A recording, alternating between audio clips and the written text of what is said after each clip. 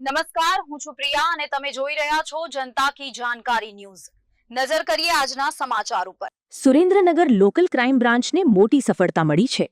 ધ્રાંગધ્રા તાલુકા police station વિસ્તાર હેઠળ Dhrangadhra Kutch highway પર આવેલા સોલડી ટોલનાકા નજીક પોલીસે પેટ્રોલિંગ દરમિયાન ટાટા હેરિયર કારમાંથી મોટી માત્રામાં વિદેશી દારૂ ઝડપી પાડ્યો છે।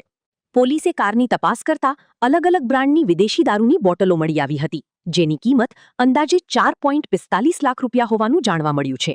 ઉપરાંત દારૂની હેરાફેરીમાં ઉપયોગમાં લેવાયેલી ટાટા હેરિયર કાર તથા રોકડ રકમ સહિત કુલ 13,12,582 રૂપિયાનો મુદ્દામાલ કબજે કરવામાં આવ્યો છે। આ કેસમાં પોલીસે એક મહિલા સહિત 4 આરોપીઓના નામ સામે લાવ્યા છે।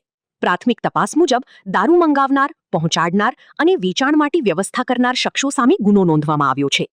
સુરેન્દ્રનગર એલસીબીની આ કાર્યવાહીથી જિલ્લામાં દારૂની હેરાફેરી કરતા તત્વોમાં ચકચાર મચી ગઈ છે। પોલીસ દ્વારા આરોપીઓને ઝડપી પાડવા અને સમગ્ર નેટવર્ક સુધી પહોંચવા માટે વધુ તપાસ હાથ ધરવામાં આવી છે।